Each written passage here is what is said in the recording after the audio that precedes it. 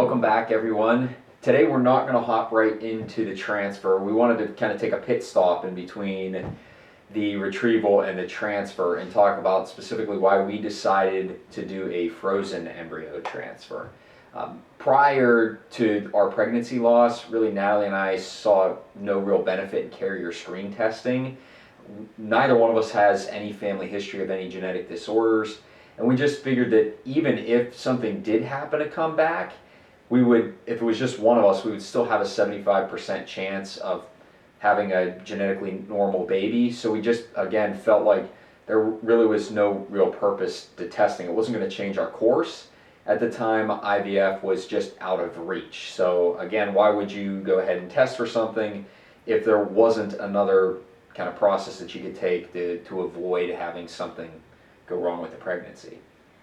And then when we were pregnant, we were offered again if we wanted to genetically test the baby, and we didn't really see a reason to do that because we were already pregnant, and regardless of the results, we would have continued on with the pregnancy. And then after we lost our pregnancy, we had the baby tested, and we also have a video on our loss going into detail. We had a second trimester loss. And after that loss, we had the baby tested because we wanted to find a cause. We wanted to see, why we lost our baby. Our baby's genetic report came back perfectly healthy. There were no abnormalities, and like I said, our baby boy was perfectly healthy.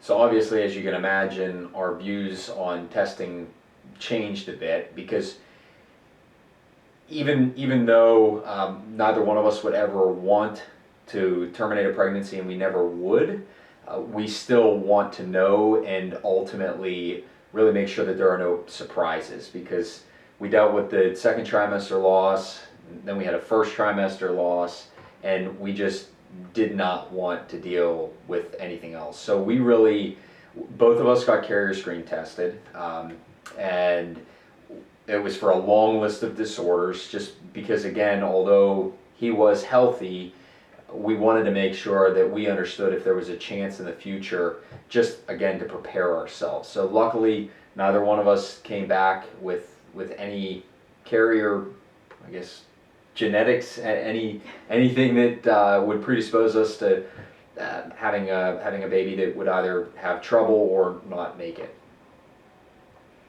And then when we pursued IVF,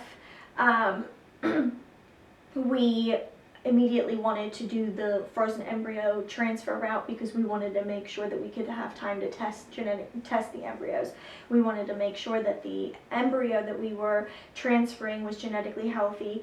And the reason we felt that way was because, like Ari had said, we had already endured 2 losses, and we didn't want to transfer unknowingly an unhealthy embryo that wouldn't be viable, and then us get the positive pregnancy test and say, woo, we did it, our IVF was a success, and then down the road either have a miscarriage, a stillbirth, or be given the diagnosis that your pregnancy is not viable and it's going to end before birth. So we wanted to definitely test our embryos before we went on to step 2, which would be the transfer, and we didn't really even have to, discuss that. We both were on the same page whenever that option was given to us if we wanted to genetically test the embryos.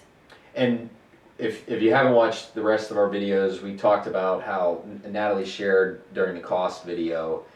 So we did one portion of the cost, that was the cost without insurance, that a lot of offices offer packages, and the one package that Natalie shared included genetic testing, but in many cases, just like she just mentioned, that's an option. So it's not something that you have to move forward with.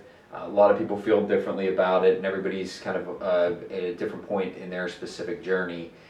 So for us, and we're going to talk when we get to the cost with insurance, for us, what was it, $5,000? Mm-hmm. It's a significant cost, but again, because we had gone through everything in the past, we really wanted to make sure that we were really set up for success.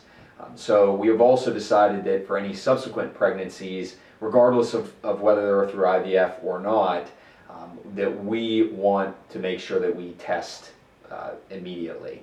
And that's not saying we're going to do an amnio, because she and I both agree, if you go in with your OB whenever you're pregnant, that's always something that they offer you, but neither one of us want to ever do an amnio, something that's non-invasive.